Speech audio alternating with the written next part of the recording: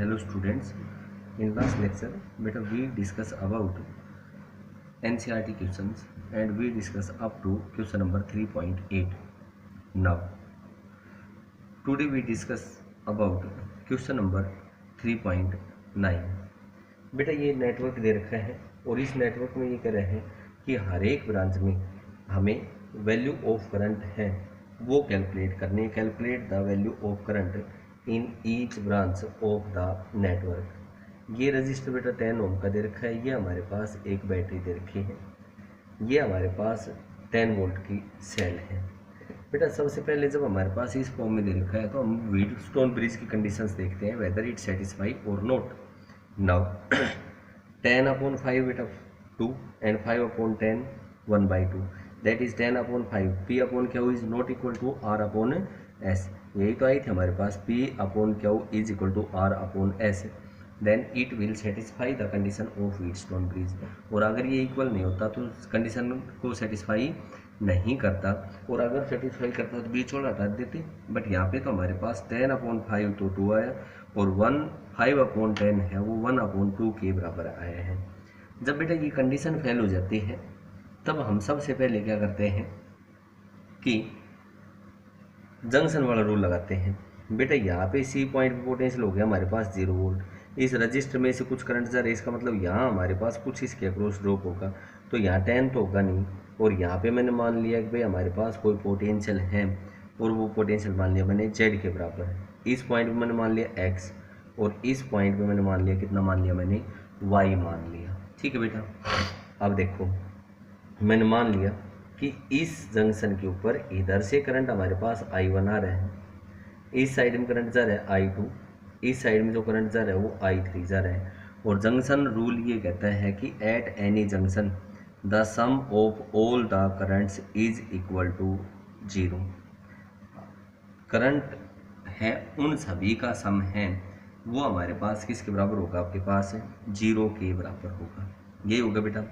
अब देखो यहाँ पे कितना पोटेंशियल बताया मैंने जेड, और जेड हम कहेंगे कि जब करंट जाएगा तो पॉजिटिव से नेगेटिव और पॉजिटिव से नेगेटिव जाएगा, then we can say that at this point.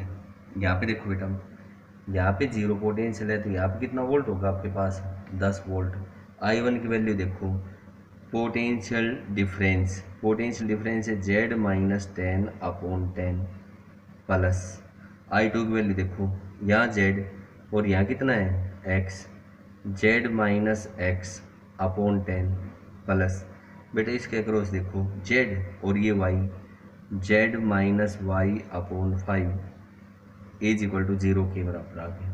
बेटा 10 तो एलसीएम ले लो, 10 एलसीएम लेोगे तो ये आएगा Z-10 plus Z-X plus 2 into Z-Y is equal to 0 and Z plus Z-X plus 2Z-2Y is equal to 10 के बराबर आ गया।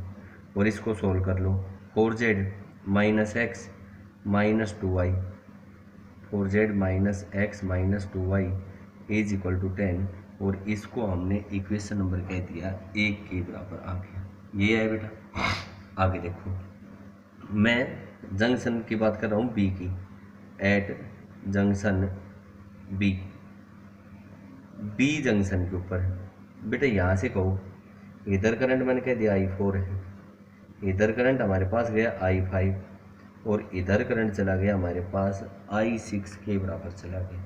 ठीक है, ये वाला जंक्शन है ये हायर पोटेंशियल पे होगा, और जब ये हायर पोटेंशियल पे होगा तब हम पहले तो I4 plus I5 plus I6 ये किसके बराबर बताएंगे 0 के बराबर। और उसके बाद मैं I4 की वैल्यू कैलकुलेट करूँगा तो X माइनस Z/10 ये हायर पोटेंशियल पे होगा, जो जंक्शन लेंगे वो हायर पे होगा, दूसरा पॉइंट लोअर पे होगा, तो X minus Z/10 plus X minus Y/5 plus X minus 0/5 is equal to 0। बेटा 5 तो आ गया हमारे, 10 तो आ गया एलसीएम, और 10 एलसीएम आएगा तो X minus Z plus 2 into X minus Y plus 2X is equal to 0, और X minus Z plus 2X minus 2Y plus 2X is equal to 0। और ये कितना है भाई आपके पास 5x minus 2y minus Z is equal to 0 के बराबर है। इसको इक्वेशन नंबर कह दिया हमने। तो नाउ बेटा इस जंक्शन की कहूँ, इस जंक्शन पे मैंने कह दिया कि इस साइड में जो करंट है वो जाता है I7, इधर करंट I8 और इधर करंट कितना जाएगा आपके पास I9 के बराबर जाएगा। और मैं यहाँ से कह सकता हूँ कि भाई जंक्शन डी के ऊपर भी हमारे पास इन सभी करंट्स का जो सम होगा वो 0 के बराबर होगा। यहाँ सोल्व कर लेते हैं इसको। I7 plus I8 plus I9 और ये किसके बराबर होगा बेटा 0 के बराबर होगा। और I7 की वैल्यू निकालो, ये y और ये z, y minus Z upon 5, इसके अक्रॉस निकालो y माइनस एक्स अपॉन 5 और ये आएगा बेटा y minus 0 upon 10 is equal to 0। भाई इसके अक्रॉस तो पोटेंशियल डिफरेंस था y माइनस जेड, इसके अक्रॉस y माइनस एक्स, इसके across y minus 0। Again 10 LCM आ गया और 10 एलसीएम आ गया तो 2 into Y minus Z plus 2 into Y minus X plus Y is equal to 0। और इसको सोल्व कर लो, 2y minus 2z plus 2y minus 2x plus y is equal to कितना है बेटा आपके पास 0 के बराबर है। और यहाँ से सोल्व करो इसको, 2 4 5 5y minus 2z minus 2x is equal to 0। और ये इक्वेशन नंबर आ गया हमारे पास 3। एक तो इक्वेशन नंबर 1 बनी, एक हमारे पास 2 बनी और एक इक्वेशन नंबर बनी हमारे पास 3। यहाँ तक किसी को कोई डाउट? बेटा मैं इनको अलग अलग लिख रहा हूँ। 3 वेरिएबल है, 3 इक्वेशन आ गई। अब हमारे को क्या करना है, इक्वेशन नंबर 2 से जेड की वैल्यू निकाल दो। आप जेड को इधर लिया हो और we get Z is equal to 5x minus 2y। यही है जेड की वैल्यू है वो इन इक्वेशन 1 एंड 3 में पुट कर दो। मैं एक बार इनको यहाँ पे दोबारा देखोगे, दिखाई नहीं दे रहा होगा यहाँ पे y। इक्वेशन नंबर 2 से मैं क्या करता हूँ कि भाई जेड की वैल्यू कैलकुलेट करता हूँ फ्रॉम इक्वेशन नंबर 2। और इस इक्वेशन जेड की वैल्यू कैलकुलेट करोगे तो जेड को तो इधर ले आओ, Z is equal to 5x minus 2y के बराबर आ गया। और इस वैल्यू को पुट कर दो इक्वेशन नंबर 1 में और इक्वेशन नंबर 3 में। ठीक है बेटा, मैं यहाँ पे लिख लेता हूँ इक्वेशन नंबर 1 और इक्वेशन नंबर 3। देखो यहाँ पे इक्वेशन नंबर 1 तो हमारे पास है 4z minus X minus 2y is equal to 10 and equation number 3 है हमारे पास 5y minus 2z minus 2x is equal to 0। ठीक है बेटा, z की वैल्यू मैंने इक्वेशन नंबर 2 से कैलकुलेट करी। Now we will put the value of z in equation number 1 and 3, 1 और 3 में पुट करेंगे। बेटा ध्यान से देखोगे इसको, सबसे पहले मैं पुट करता हूँ इक्वेशन नंबर 1 के अंदर पुट करता हूँ z की वैल्यू।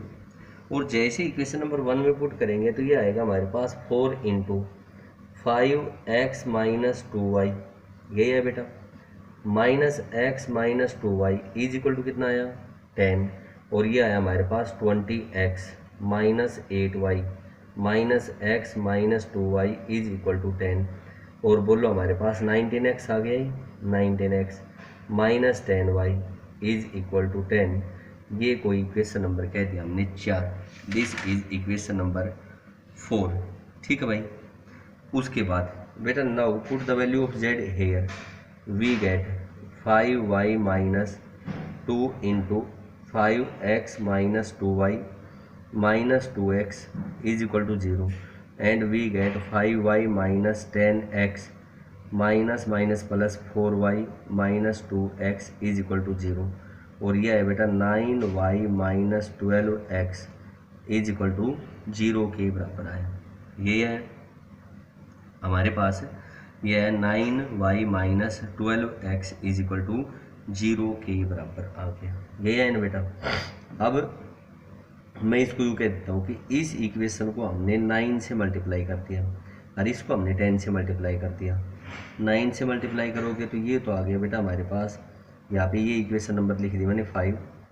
आगे मैं कहता हूँ multiply equation number 4/9 and equation number 5/10 and add them.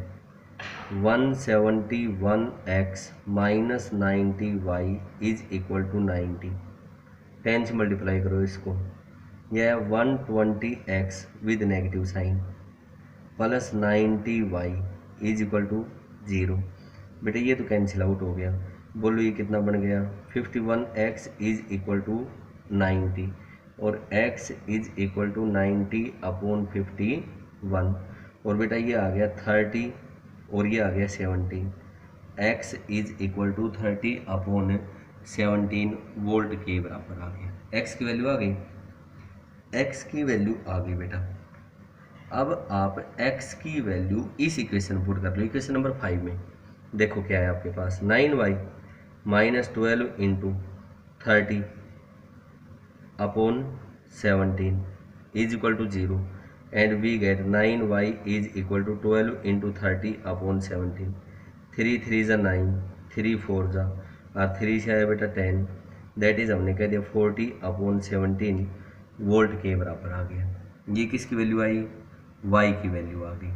y is equal to, we get y equals to किसके बराबर आया बेटा आपके पास, y इज इक्वल टू हमारे पास आया है 40/17 के बराबर आया है, यही आया है। नाउ y की वैल्यू तो आई 40/17 और x की वैल्यू आई हमारे पास 30/17। इन वैल्यूज को यहाँ पुट करो, we get z is equal to 5 into 30/17 minus 2 into 40/17 और बेटा यहाँ पे आया हमारे पास कितना, इसे कॉमन ले लो, 10/17 तो कॉमन ले लिया, ठीक है।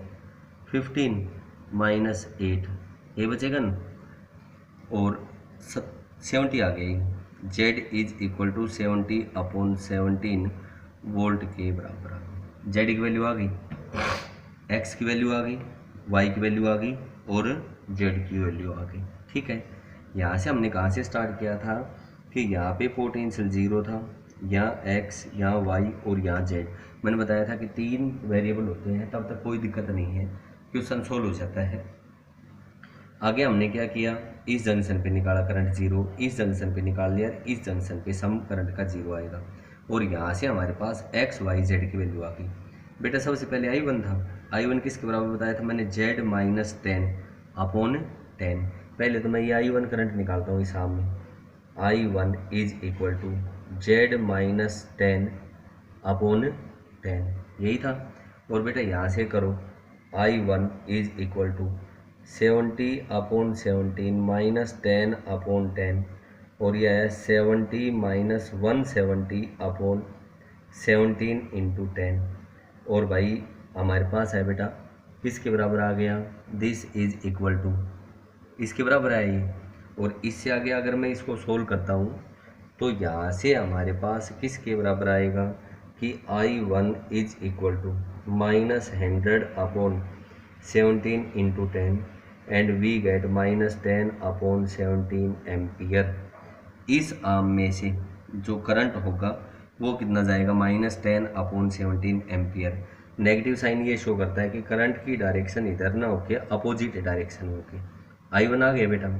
सिमिलरली निकालो आप I2 की वैल्यू निकालता हूँ मैं, और जैसे ही I2 की वैल्यू कैलकुलेट करेंगे तो देखो I2 कौन से आर्म में है, AB में।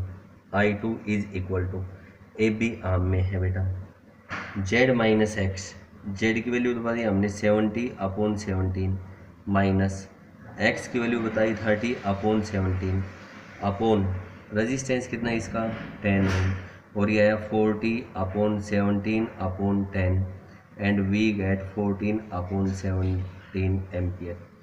I3 और निकालो, I3 इज इक्वल टू कौन सी आर्म में है, AD में, Z माइनस y अपॉन 5।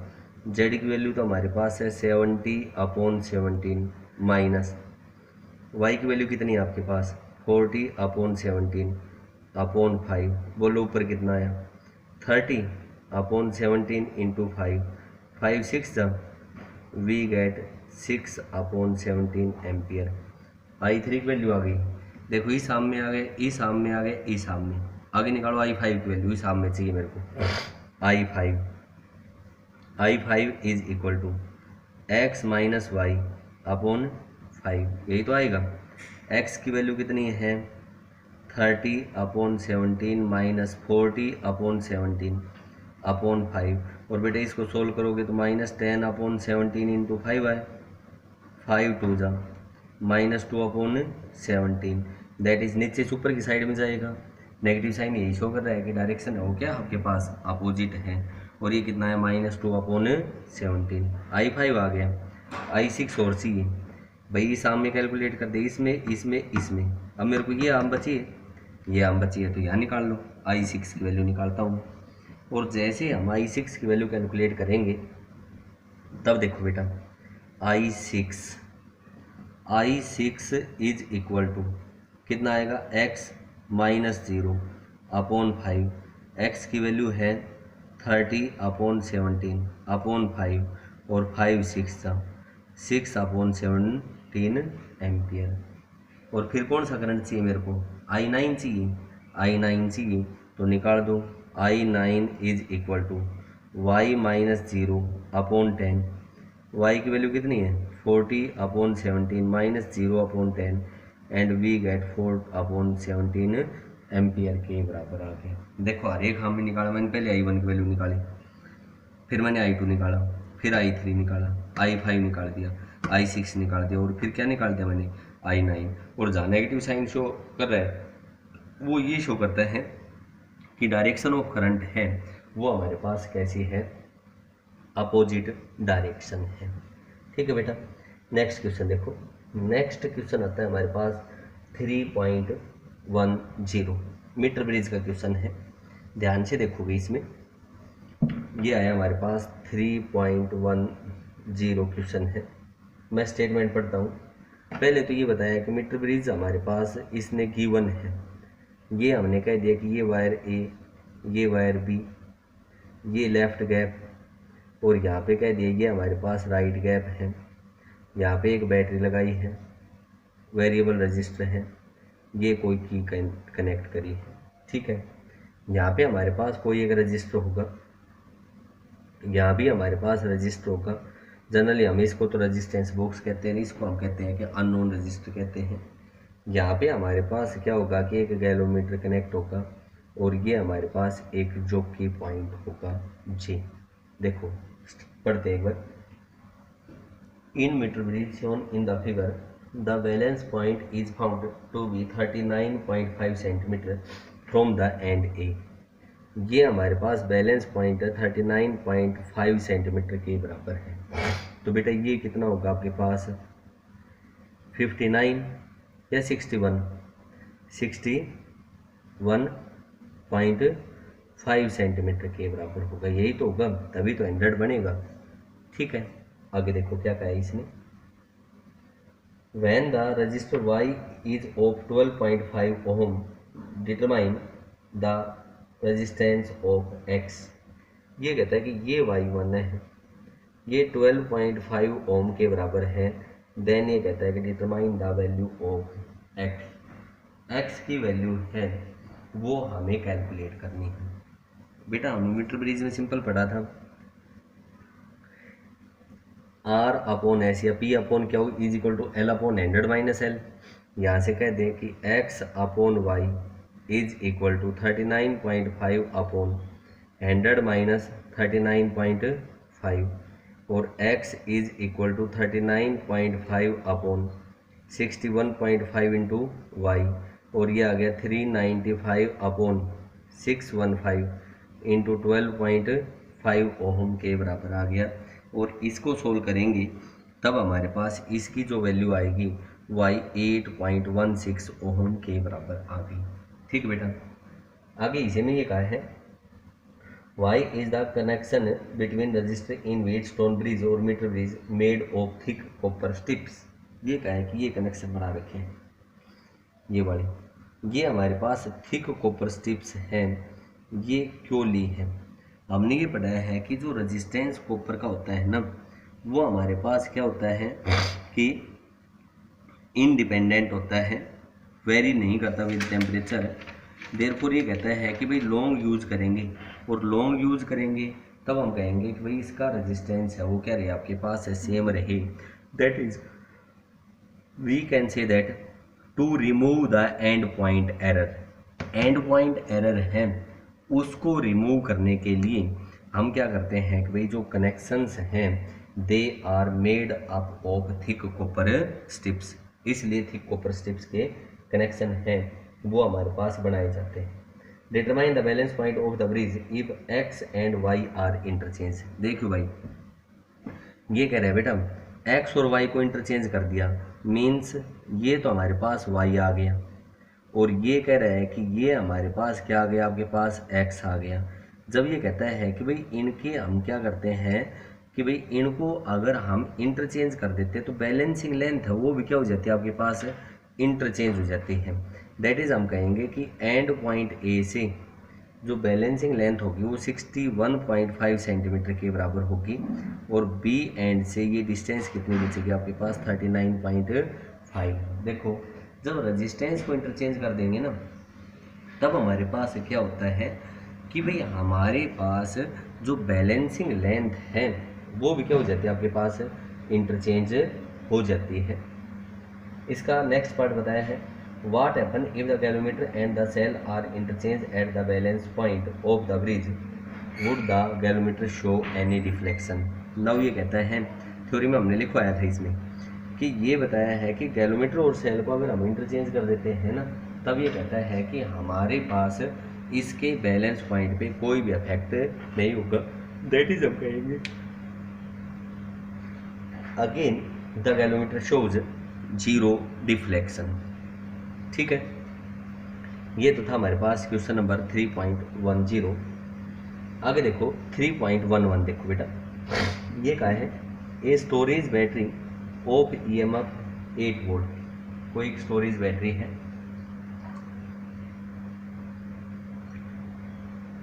उस स्टोरेज बैटरी का EMF है वो हमारे पास 8 वोल्ट के बराबर बताया है।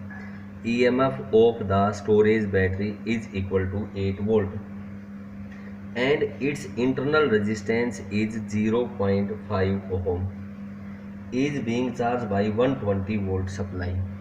अब यहाँ पे चार्जिंग कैसे होती है ये आपको ध्यान रखना है कि हाउ कैन यू चार्ज। बेटा जब चार्जिंग करते हैं ना तो ये छोटी सेल है, इस सेल की हमें क्या करनी है, चार्जिंग करनी है। ये तो इसने बताया 8 वोल्ट की, इंटरनल रेजिस्टेंस बताया 0.5 ओम का, और ये कहा है कि इसको हमें चार्ज करना है by a cell of 120 volt through a series resistor of 15.5 ohm. एक एक्सटर्नल रजिस्टर लगाया है जिसका रेजिस्टेंस है 15.5 ओम के बराबर बताया है। What is the terminal voltage of the battery during charging? ये कहता है कि चार्जिंग के दौरान हमारे पास इस बैटरी का टर्मिनल क्या होगा। दोबारा देखो, जब बैटरी को हम क्या करते हैं कि चार्ज करते हैं, then a cell can only be charged by a cell of greater potential। ये 8 वोल्ट की 120 वोल्ट की है, और बेटा इसकी पोलरिटी है वो हमारे पास सेम होगी, पॉजिटिव को पॉजिटिव से कनेक्ट करेंगे, नेगेटिव को नेगेटिव से कनेक्ट करेंगे, तभी हमारे पास ये क्या होगी, आपके पास चार्ज होगी। और हमेशा एक सीरीज के अंदर एक्सटर्नल हमें रजिस्टर है वो कनेक्ट करेंगे इसको चार्ज करने के लिए। ठीक है, अब देखो जैसे इसके साथ हमने एक्सटर्नल रजिस्टर का यूज किया है तब ये कहता है कि पहले आपसे ये भी पूछ सकता था कि भाई सर्किट डायग्राम बनाओ। सर्किट डायग्राम बना दिया हमने, ये 8 वोल्ट की थी, 0.5 ओम इंटरनल रेजिस्टेंस था, ये बड़ी बैटरी इधर करंट फ्लो करवाएगी इधर करवाएगी, बट ये बड़ी है ये छोटी है। देन हम कहेंगे कि जो करंट है वो बड़ी वाली से छोटी वाली की साइड में फ्लो करेगा, और बैटरी है वो क्या हो जाएगी, चार्ज हो जाएगी। सबसे पहले मैं कैलकुलेट करता हूँ इसका चार्जिंग पोटेंशियल कैलकुलेट करता हूँ। चार्जिंग पोटेंशियल का मतलब ई इक्विवेलेंट ही तो होगा बेटा, जब अपोजिट पोलरिटी में है तो E1 माइनस E2, और इसी को हमने कह दिया कि 120 minus 8 is equal to 112 ohm के बराबर आ गया। And this potential sometimes is termed as the charging potential. ठीक है, उसके बाद हम कहेंगे कि भाई टोटल रेजिस्टेंस कैलकुलेट कर लो। 15.5 और 0.5 ओम दोनों सीरीज में हैं, तो बोलो हमारे पास टोटल रेजिस्टेंस कितना हो गया, 16 ओम के बराबर आ गया। नाउ यहाँ से कह दो कि चार्जिंग करंट, इसको करंट भी बोल सकते हो, और we can say that this is the charging current, क्योंकि कई बार क्वेश्चन पूछा गया है चार्जिंग करंट। बेटा जो चार्जिंग करंट होगा वो क्या होगा, charging potential upon total resistance, और ये हमने कह दिया कि इसको चार्ज करने के लिए जो करंट फ्लो कर रहा है वो कितना कर रहा है, आपके पास 7 एम्पियर के बराबर करंट फ्लो करता है। हो गया। नाउ ये तो चार्जिंग करंट आ गया। बेटा जब चार्ज करते हैं तो हमने पढ़ा था terminal potential V is equal to E plus I into R. बोलो यही होता है या नहीं, यही होता है, और यही होता है। तो E की वैल्यू तो 8 प्लस 7 इंटू इंटर रेजिस्टेंस 0.5, और ये आया हमारे पास 8 प्लस 3.5, दैट इज चार्जिंग करेंगे तो जो टर्मिनल पोटेंशियल होगा इस छोटी सेल का वो हमारे पास किसके बराबर हो जाएगा, आपके पास 11.5 वोल्ट के बराबर हो जाएगा। उसके बाद ये कहता है कि जो हैवी रजिस्टर है इसके सीरीज में वो हम किस लिए कनेक्ट किए हैं। ये कहा है कि जो सीरीज रजिस्टर है ना वो क्या कर देगा कि current flowing through the circuit है उसको फिक्स कर देगा, सो दैट लार्ज करंट है वो इस बैटरी को डैमेज ना कर सके। इसलिए कहा है कि जो सीरीज रजिस्टर है it will limits the current flowing through the cell से जो करंट फ्लो कर रहा है उसको क्या कर देगा, ये लिमिट के अंदर फ्लो करवाएगा। ठीक है बेटा, आगे देखो। आगे हमारे पास एक क्वेश्चन दिया है 3.12 एग्जाम्पल है एनसीईआरटी का बेटा। देखो इसको 3.12 example number 3.12। In potentiometer arrangement a cell of EMF 1.25 volt gives a balance point at 35 centimetre length of wire. If the cell is replaced by another cell, the balance point shift to 63.0 centimeter. What is the EMF of the second cell? बेटा इसने potentiometer का एक arrangement they दिया। ये हमने कह दिया कि A पॉइंट ये B पॉइंट है पोटेंशियोमीटर का, और इस अरेंजमेंट के अंदर इसने ये बताया है कि भाई ये हमारे पास एक कोई भी एक रजिस्टर लगाया है, वेरिएबल रजिस्टर है। ये हमने कह दिया कि सेल थी, ये की थी। ठीक है, यहाँ पे इसने सबसे पहले क्या किया कि ये सेल ली और ये गैलोमीटर लिया। तब ये कहा है कि जो बैलेंसिंग लेंथ है वो 35 सेंटीमीटर के बराबर थी। इस सेल का पोटेंशियल 1.25 वोल्ट के बराबर बताया है। नाउ ये कहता है कि इस सेल को इसने रिप्लेस कर दिया एक दूसरी सेल से, और उस सेल का EMF है E2 is equal to E के बराबर मान लिया हमने। Then the balance point will be 63 centimetre, यहाँ तक शो करता है। तब ये कहता है calculate the EMF of the cell second. बेटा जब भी हमने पोटेंशियोमीटर पढ़ा था तब हमने कहा था कि जो पोटेंशियल होगा किसी सेल से वो हमारे पास आया था कि E is equal to KL। पहली सेल है उसका EMF E1 is equal to K into L1, यही आएगा। और जो दूसरी सेल है उसका मैंने माना था E2 is equal to K into L2। बेटा L1 की वैल्यू दे रखी है इसने 35 सेंटीमीटर, बोलो दे रखी है या नहीं। और जब इसको रिप्लेस कर दिया दूसरी सेल से तो L2 की वैल्यू आ गई 63 सेंटीमीटर के बराबर आ गई। नाउ देखो ये जब हमारे पास इसके बराबर आई, नाउ अपने को E2 चाहिए। E2 upon E1 is equal to KL2 upon KL1। K से K कैंसिल आउट हो गया बेटा। E2 upon E1 equals to L2 upon L1, यही आएगा। And we get E2 is equal to L2 upon L1 into E1। L2 की value देखो बेटा 63 upon 35 into E1 की वैल्यू 1.25, 7 5 जा और 7 9 जा, 5 से करो 0.25 और बोलो 25 9 जा 225, 2.25 वोल्ट के बराबर आ गया। Therefore we get that the EMF of cell E2 is equal to 2.25 volt के बराबर होगा। यही होगा बेटा। आगे देखो, आगे हमारे पास नेक्स्ट क्वेश्चन दिया है और नेक्स्ट एग्जांपल है वो बताया 3.13, एग्जांपल नंबर 3.13। इस क्वेश्चन को भी आप लोग ध्यान से देखोगे, बड़े अच्छे से देखना है इस क्वेश्चन को। क्या बताया इसने, the number density of free electrons in copper conductor is 8.5 into 10⁻28 पर मीटर क्यूब। ये कहा है कि number density, number of free electrons in copper is 8.5 into 10⁻28 पर मीटर क्यूब के बराबर बताया है। आगे कहा है how long does an electron take to drift from one end of a wire to another end. ये कोई वायर है, इसका ये एंड ए, ये एंड कितना मान लिया मैंने बी। अब ये कहता है कि ए एंड से बी एंड तक या बी एंड से हमारे पास ए एंड तक इलेक्ट्रॉन्स को ड्रिफ्ट करने में कितना टाइम लगेगा। इस वायर की जो लेंथ बताई वो कितनी मीटर बताई बेटा, 3 मीटर। तो ये कहता है कि ए एंड से बी एंड तक जो इलेक्ट्रॉन्स हैं उनको फ्लो करने में कितना टाइम लगेगा।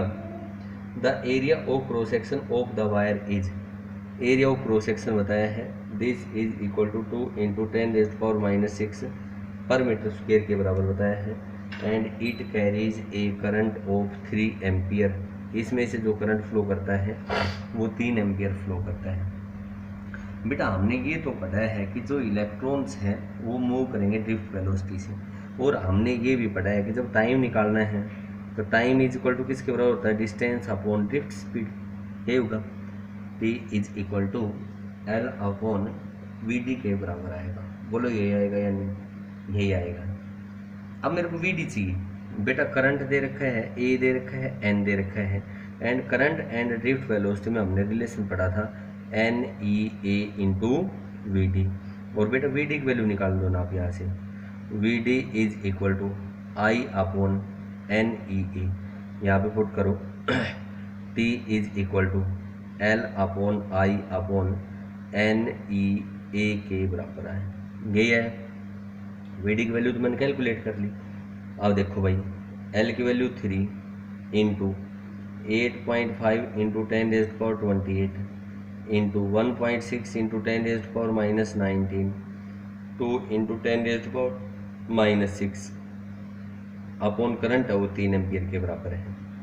सोल्व कर लो इसको, 8.5 इंटू 3.2 ठीक है इंटू 10⁻3 के बराबर आएगा। और बेटा जैसे ही इसको सोल्व करोगे तो अप्रोक्सीमेटली 27-28 के आसपास आएगा ही। अगर अप्रोक्सीमेशन में करें तो बोलो 27 या 28 के बराबर आएगा, या इसको आप 28 या 29 के आसपास आएगा। इतने सेकंड कह सकते हो कि इतने सेकंड में हमारे पास इलेक्ट्रॉन्स हैं वो एक एंड ऑफ कंडक्टर से दूसरे एंड पे क्या कर जाएंगे, आपके पास ड्रिफ्ट करेंगे कि भाई these electrons will be drifted. ठीक है बेटा। उसके बाद देखो क्वेश्चन नंबर हमारे पास आता है 3.15। बड़े ध्यान से देखोगे 3.15 को। पहला पार्ट बताया इसने, यहाँ पे हम क्वेश्चन नंबर सोल्व कर रहे हैं 3.15 एग्जाम्पल है। ध्यान से देखो बेटा 3.15 एग्जाम्पल। ये क्या है, 6 lead acid type of secondary cells each of EMF 2 volt. 6 cells बताई हैं और ये कहा है कि हर एक सेल है उसका पोटेंशियल है वो 2 वोल्ट के बराबर बताया है। आगे देखो क्या कहा है, ये कहा है इसने कि एंड इंटरनल रेजिस्टेंस 0.015 ओहम, इनका इंटरनल रेजिस्टेंस बताया है वो बताया 0.015 ओहम के बराबर बताया है। Are joined in series to provide a supply to a resistor of 8.5 ohm. 6 cells थी बेटा, ये 6 सेल हो गई, 3 4 5 1 2 3 4 5 और ये हो गई 6। हर एक का ईएमएफ दे रखा है, इंटरनल रेजिस्टेंस दे रखा है and they are connected through an external resistor of resistance 8.5 ohm. What is the current drawn from the supply and its terminal voltage बेटा हर एक सेल का ईएमएफ 2 वोल्ट 0.015 ओहम, इसका भी 2 वोल्ट और 0.015 ओहम के बराबर आया, यही आया। आगे देखो, मैं यहाँ से कहता हूँ सीरीज में कनेक्ट करी हैं, तब मैं यहाँ से कहूँगा कि E इक्विवेलेंट होगा आपके पास NE के बराबर और N6 × 2 12 वोल्ट आ गया भाई, यही आएगा। आगे आप यहाँ पे कहो R इक्विवेलेंट और R इक्विवेलेंट होगा NR 0.015 × 6 और यह है 0.090 ओहम के बराबर आया, यही आया। अब देखो इसका इक्विवेलेंट तो ये बड़ा बन गया, ये सेल बनी 12 वोल्ट की, इंटरनल रेजिस्टेंस बना 0.090 ओहम और एक्सटर्नल रजिस्टर है वो 8.5 ओहम के बराबर है। बेटा यहाँ से आप टोटल रेजिस्टेंस कैलकुलेट कर लो ना सर्किट का, R total is equal to 8.5 plus 0.09 और यह है 8.590 ओहम के बराबर आ गया। करंट निकाल लें और करंट की वैल्यू कैलकुलेट करेंगे तो I is equal to E equivalent upon total resistance और E इक्विवेलेंट तो हमारे पास 12 अपॉन 8.590 एम्पियर के बराबर आ गया। ठीक बेटा, और जब इसकी वैल्यू कैलकुलेट करोगे देन यू गेट 1.4 एम्पियर के बराबर होगा। ठीक है, टर्मिनल वोल्टेज पूरा का चाहिए और टर्मिनल वोल्टेज बोलो V = IR होता है या नहीं, और यह है 1.4 × 8.5 एंड इसकी वैल्यू आएगी 11.9 वोल्ट के बराबर आएगी। या डिस्चार्जिंग हो रही है और डिस्चार्जिंग हो रही है तो V = E - IR से कैलकुलेट कर लो। E 12, I की वैल्यू 1.4, R की वैल्यू है and again we get 11.9 volt के बराबर होगा। दूसरा पार्ट ये क्या है, a secondary cell after long use has an EMF of 1.9 volt. कोई सेकेंडरी सेल थी, बहुत टाइम तक यूज करी, उसका हमारे पास लास्ट में पोटेंशियल कितना बच गया आपके पास है 1.9 वोल्ट शो करता है एंड लार्ज इंटरनल रेजिस्टेंस, और इसका जो इंटरनल रेजिस्टेंस है वो 380 ओहम के बराबर बताया है। तब ये कहता है कि maximum current drawn from the cell है वो कितना होगा। बेटा EMF 1.9 और ये बताया है कि भाई उसका जो इंटरनल रेजिस्टेंस है वो 380 के बराबर हो गया। Then we can calculate current I is equal to E/R और पॉइंट हटा दिया 10 आ गया, 19 2 1/200 एम्पियर जो बहुत स्मॉल है। क्या ये किसी कार को स्टार्ट कर सकता है? बेटा नहीं कर सकता। क्यों नहीं कर सकता? Because to start a car we need current of approximately 100 ampere but this is very small, hence it cannot start a car.